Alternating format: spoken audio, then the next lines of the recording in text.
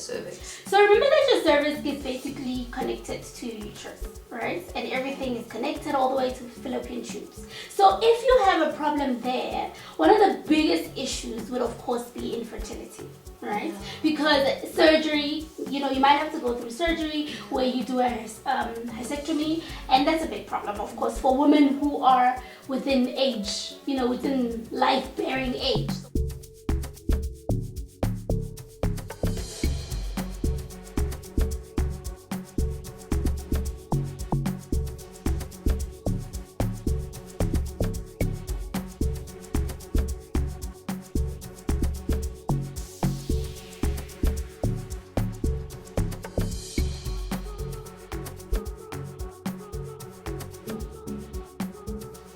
Welcome to Let's Talk Science with Thuli.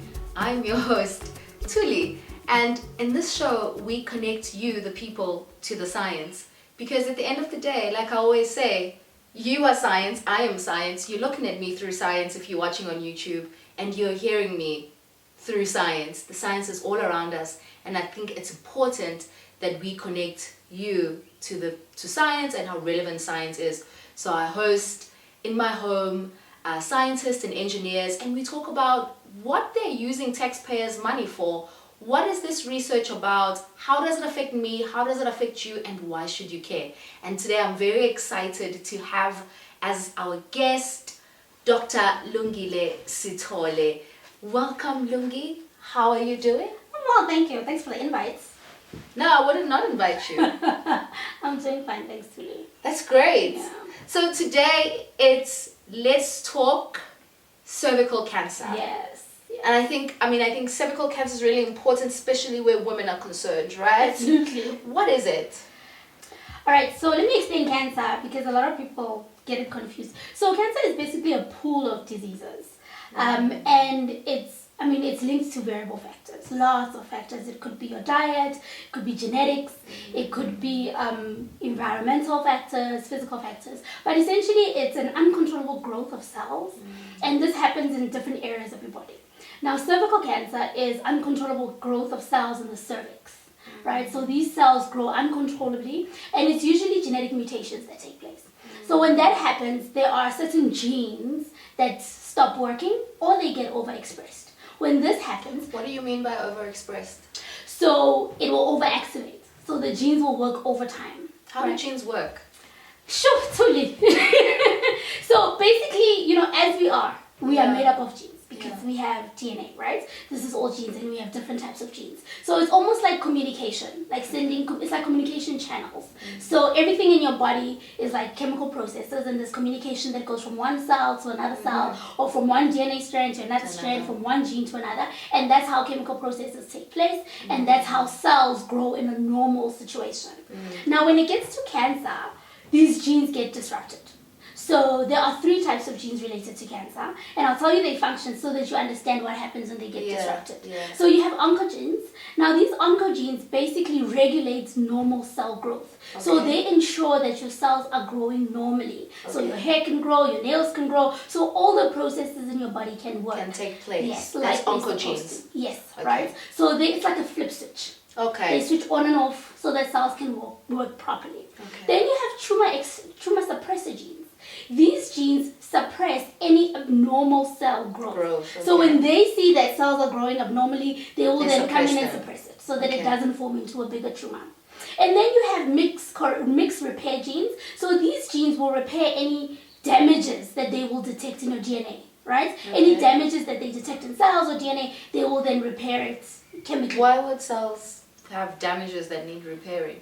Because genetic mutations. Sometimes some hereditary diseases will cause cells to be damaged in your cell. And cancer is one of those diseases that cause cells to be damaged. Okay. So you would always need a repair, right? Right. There are different diseases that will cause. So our bodies are like this big industrial system that just knows what to do, where to go. There's something that's wrong. Under normal circumstances, yes. Under normal circumstances. Yes. So there's something that is wrong with the gene that's supposed to code for, I don't know, the color of your eyes. Yes. Yes. Or that's supposed to code for your blood cells or your hair color. Or the cells in your cervix. Exactly. Yeah. And then there's a problem there, and then your body just immediately goes into, let's suppress this thing. 100%. Okay. Because it's not sending signals. So the cells are not communicating like they're supposed to anymore. Because remember what happens with cancer is that it becomes an accumulation of mutations, or rather alterations and changes in your cells, right? So when these changes begin accumulating, the genes start struggling. So they either get overexpressed because now they're working overtime, or they get inactivated. So now they cannot work. So when this happens, obviously the tumor suppressor genes cannot suppress tumors or any abnormal cell growth, and then your oncogenes cannot regulate. Why can't they? Isn't that their job? Yes, but now remember that cells are growing so rapidly, so they cannot keep up. The tumor suppressor cells get to a point where they can't keep up. They cannot keep up with suppressing all of these cells that are growing so fast, because they're not supposed to grow so fast. If everything is working well, the communication channel is supposed to be effective, right?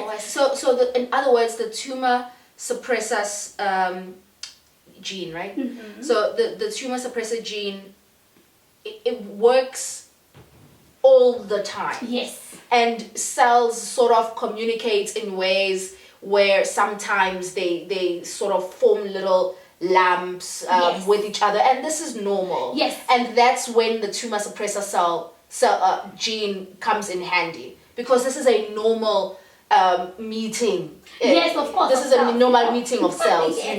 Yes. So, but now when the meeting of the cells, when it's starting to seem like a political rally, it's now too much, and there's like a lot of people outside the stadium. Yes. Then the tumor suppressor cell actually doesn't know what to do. Cannot keep up. Because it's not trained for a stadium, it's trained for a little hole. Yes.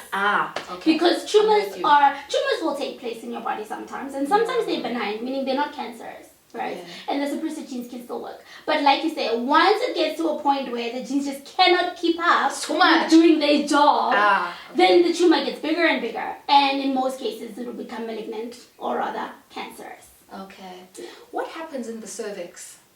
Why do we care that there's a tumor in the cervix? So remember that your cervix is basically connected to your uterus, right? And everything is connected all the way to fallopian tubes. So if you have a problem there, one of the biggest issues would of course be infertility, right? Yeah. Because surgery, you might have to go through surgery where you do a hysterectomy, and that's a big problem, of course, for women who are within age, within life-bearing age, so to say. Okay, so we're looking at anything after you start your menstrual cycle. Yes. Okay.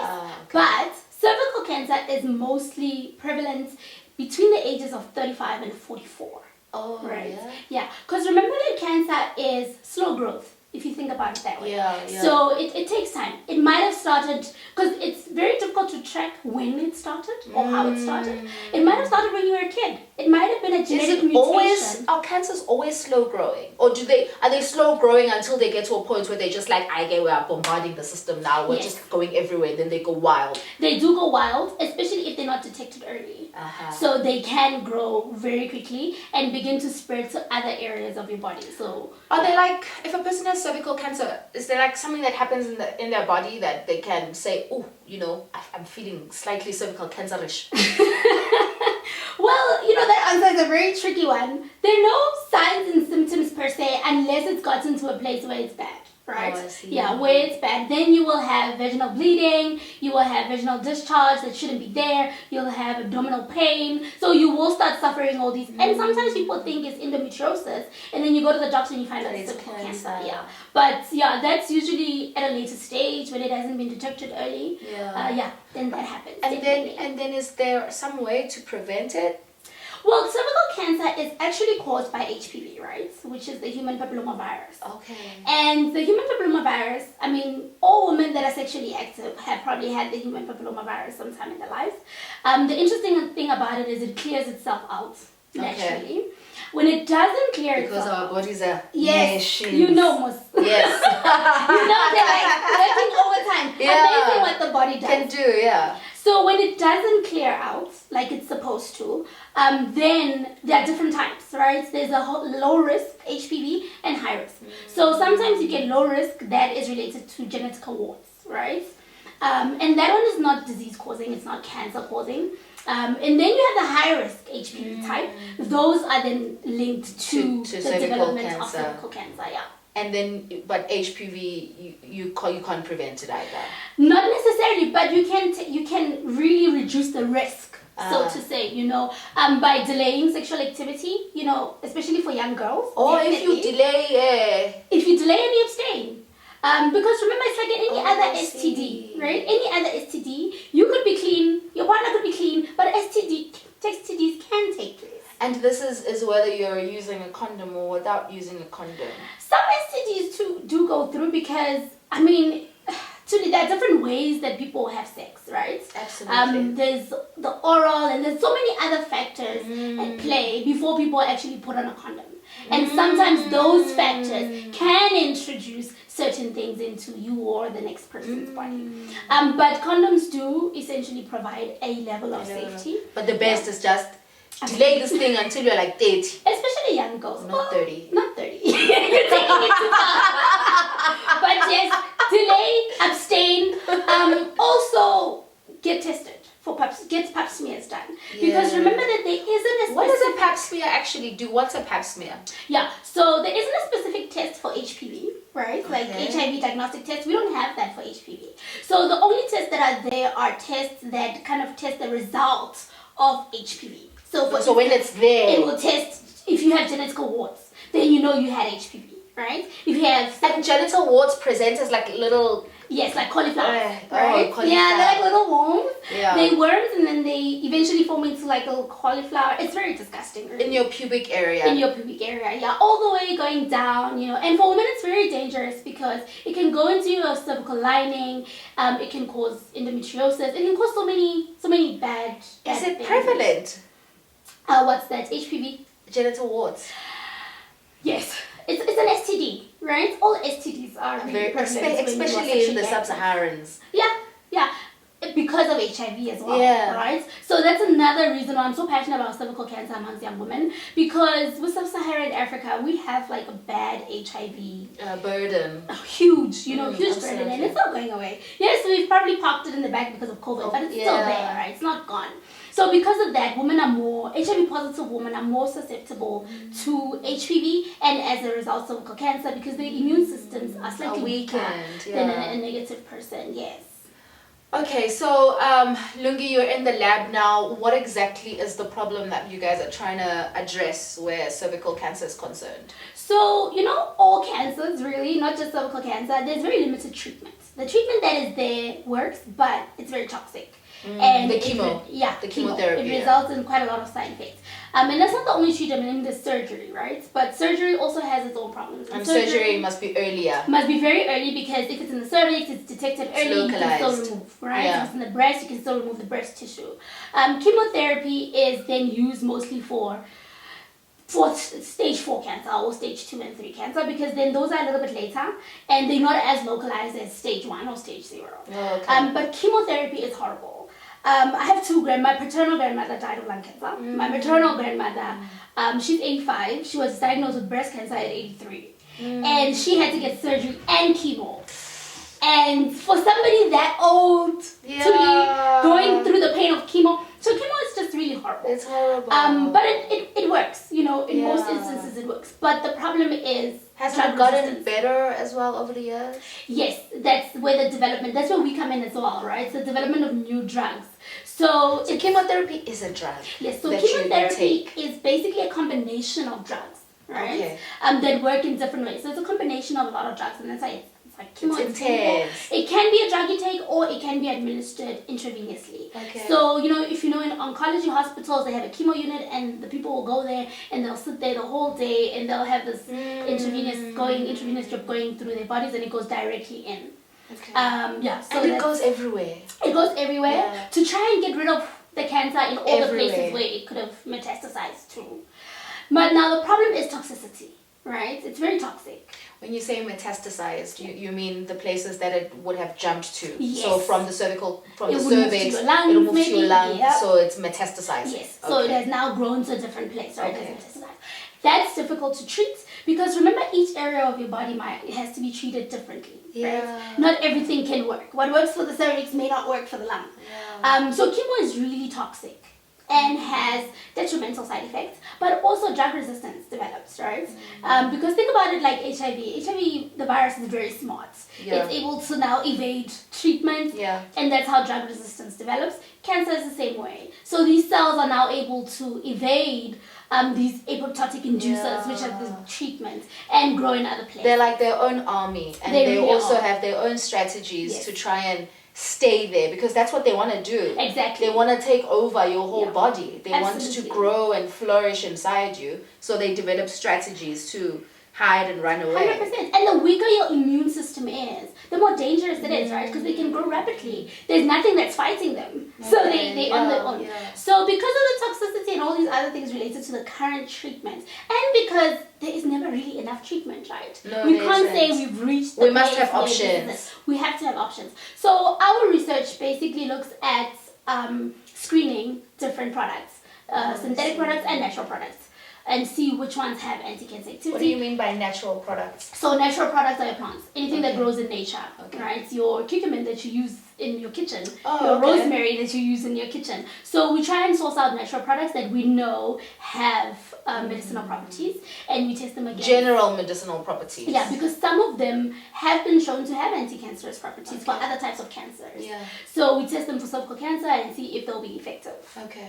As well as synthetic products. So one of the biggest treatments of cancer is cisplatin. So it's a platinum-based complex. So we also then try to make metal-based platinum. So platinum is, I guess, an earth metal. It's a metal, right? Oh, okay. Yeah. So it's an earth metal, and it's been shown to actually work and have medicinal properties.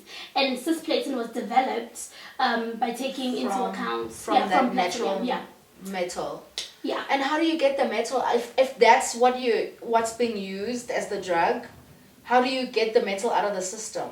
Well, it's very low concentrations of the metal. Okay. So it shouldn't be too much. It shouldn't be too much to chelate with any other metals that are already in your body. Because remember that we already do have certain metals that should work in our bodies. So it's enough to actually do what it's supposed to do. But research has shown that it's now doing more than that. Right. So you guys are screening. Are you guys getting something that looks promising? With cancer studies, I don't know if one can say promising, but we are. I mean, some of our natural products and our synthetic products have shown activity. But the drug discovery pipeline is very long to read. Yeah. It can take up to 30 years. How do you determine activity? So we use different tests in the lab where we treat the cells with that product. For instance, let's say rosemary. This is like cells that you use in the lab that you would have isolated from an individual, or Yes. So these are cells. Well, we use HeLa cells mostly for cervical Okay, cancer. There are okay. others, right? But HeLa cells are the most famous, Yeah. and they were isolated many years ago from Henrietta Lange. She came into the hospital with something else, and they discovered that she actually had cells that were just proliferating non-stop, you know. And the scientists actually stole her cells because it was not with her permission. Yeah. And it's a court case that's going on now. It's a very interesting story. I think there's a whole book about it as well. There is a book about it, yes. Yeah. So those cells are then isolated, characterized, and those are the cells that we've just been using for this because they grow so beautifully. And I also use HeLa cells in the lab as They well. grow beautifully. They do. They give you very little hassle. Yeah. You know, But they're very jealous, so you can't grow them with any other with cells. any other thing. Yeah. Very controlling. So then you guys will almost expose your metals or your synthetic drugs or your lead natural drugs to these HeLa cells, and you'll sort of, what are in these HeLa cells, and do these HeLa cells have cancer? Do you guys make them have cancer? Well, they cancer cells, right? They are pancreatic. Cervical, yeah, they are. Are they cervical or They pancreatic? from her pancreas, so they pancreatic. Yeah. So they already I see. cancer. Okay. Yeah. So then you they guys cancer. will treat those cells, and then you'll measure, when you say activity, you're measuring whether or not your drugs are having some kind of an anti-cancerous, whether or anti-cancerous not behavior. Yeah, whether or not the drugs are almost killing 50% of the cells, and at what concentration. Because remember, you don't, the lower the concentration, the better. The better, Because you don't want to bombard use too people with too much. much. Yeah. So the lower the and you hope at low concentrations you can get 50% cell death. Ah, okay. Yeah. Okay. So when it works, when you guys find the drug, then it's gonna go down the drug pipeline. Yes. It's gonna go into The some very kind long of an animal model. It's gonna go into clinical trials. Yeah. It's gonna go into pharma. Then there's gonna be big fights, etc. Huge fights, yeah. And there's a lot of money involved, and nobody can have it. It's expensive, yeah. and then you're in the line to win the Nobel Prize. Well, for me, it's not about the Nobel Prize. But it would be nice. No, it would be nice. It would be nice to see more treatment for cancer. That would be nice. Absolutely. Yeah. That would be nice. Guys, you've heard it from Dr. Lungile Sitole. Cervical cancer is real, ladies. Do get your pap smears. Young ones, if you can, do prolong the sexual activity until later. To be fair, it gets better the older you get. So you can wait. You can honestly wait. But also, I mean, I think it's great to know that there's quite a lot of research taking place in the cancer space, and it's good to know that our tax money isn't actually being used in vain. People are actually using this tax money where research is concerned for valuable research that will affect you, that affects all of us know someone or that has had a particular kind of cancer or have heard of a particular kind of cancer. And I think I just want to thank Lungi for sharing with us the work that she does, and we wish her well towards the Nobel Prize and the many drugs that will come out of cervical cancer research. After this, we're going to go into #BeyondScience, where we're going to find out what Lungi does, which is not in the lab. I'll see you guys after this.